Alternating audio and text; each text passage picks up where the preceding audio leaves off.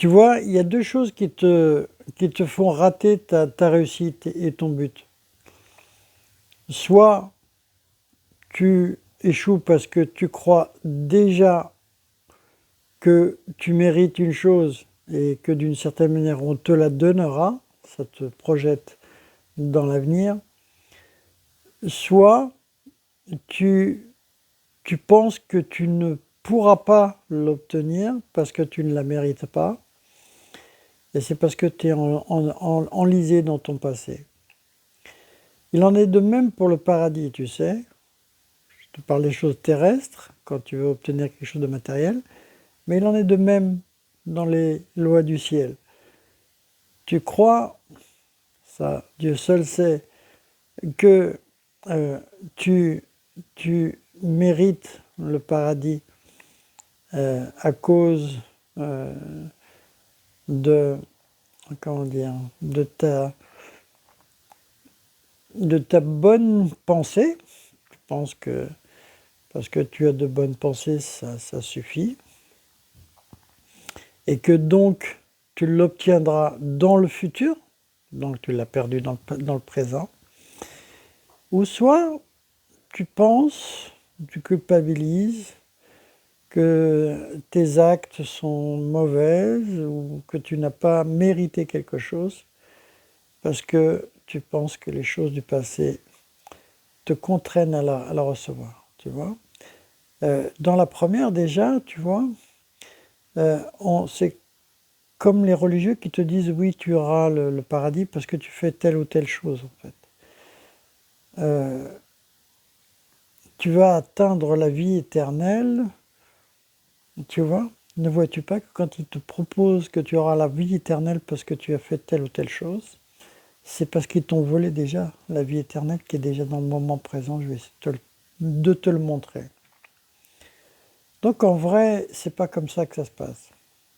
La vie qui est en toi est déjà éternelle. Et c'est que ta pensée qui te fait croire qu'elle n'est pas éternelle. Parce que tu regardes le monde des formes qui meurent et tu crois qu'elle n'est pas éternelle. Donc on t'a volé ta vie, mon ami. Et tu t'es volé, puisque en fait, en acquiesçant, en étant d'accord avec ça, tu signes en bas de là, en bas. Et bien en fait, la vraie réussite, c'est déjà, as-tu médité dans les textes, puisque nous parlons de spiritualité, ce que signifie amana. Amana, ça veut dire dépôt, ça veut dire quelqu'un qui dépose un bien précieux que tu devras lui restituer à un moment donné. Et tu sais que la mana est plus importante et plus essentielle encore qu'une dette. Parce qu'une dette, tu peux la contracter, essayer au maximum de la rembourser, tu pourrais ne pas la rembourser, on te retrouvera des circonstances atténuantes. Quant à la amana, c'est un engagement à rendre un dépôt qui ne t'appartient pas. Euh, et, euh, et donc là, que signifie amana? Amana, c'est le dépôt sacré que Dieu a mis en toi. Quelle est cette amana? Crois-tu que c'est une pensée? La pensée ne vient que de toi. Elle ne peut pas être le dépôt puisqu'elle vient de toi. C'est pas une émotion. C'est pas une aspiration que tu aurais en toi. Tu comprends? C'est réellement donc un dépôt. Le dépôt, c'est le dépôt du trésor que Dieu a mis en toi. Et que, à force que nous regardions toujours les choses extérieures et que nous attendons tout de l'extérieur, qu'on a oublié. Et c'est aussi le dépôt tout simplement de la connaissance, c'est-à-dire de croire que la vie va s'arrêter à un moment donné. L'énergie se transforme, même Lavoisier l'expliquait bien, euh, rien ne se perd, rien ne se crée, tout se transforme. Il y a quelque chose. Tout change, tout disparaît dans sa forme. Tous les mondes des formes, les mots que je te dis meurent. Les, les échanges, les restaurants, tout ça, ça meurt. Ça. Tu consommes et puis ça disparaît. Alors tu crois que tout disparaît. Il y a même eu des philosophies qui disent que tout est impermanent. C'est faux. Il y a une chose qui est permanente. C'est tout ce qui a créé euh, toutes ces actions, toutes ces aspirations, tous ces désirs, tout ça. Elles sont nées d'une énergie en toi où tu vas puiser. Il te faut de l'énergie pour aller manger au restaurant, il te faut cette énergie pour faire ce travail, il te faut une énergie, il faut une énergie pour tout. Donc, quelle est cette source d'énergie? Ben, c'est ce dépôt sacré qui est en toi, que tu peux connaître dans ce monde. Et ça, c'est éternel, c'est la vie que Dieu a mis en toi. Donc, de rendre les choses, toutes choses vivantes, et grâce à l'espace de vie qui est en toi. Mais si tu rates, si tu obtiens ça, c'est sûr.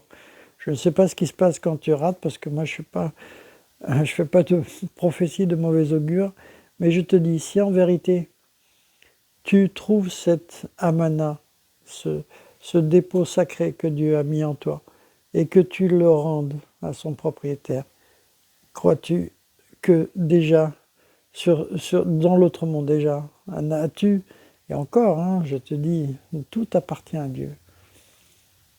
Mais crois-tu pas que celui à qui tu as rendu cette amana ne va pas t'accueillir avec un amour et un bonheur infini? Et de la même manière, si on t'a donné une amana, crois-tu que c'est qu'une dépendance ou une contrainte? Ben non, si un homme te donne une amana, qu'est-ce que ça dit? Ça veut dire qu'il a confiance en toi. Donc si Dieu te donne une amana, n'est-ce pas la plus grande gage d'amour et de comment dire, et de saada, de bonheur, tu vois, à l'égard de toi.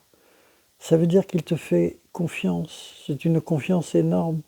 Et donc si tu gères toute ta vie à préserver cette amana, ne crois-tu pas que tu seras l'homme le plus heureux ou la femme la plus heureuse?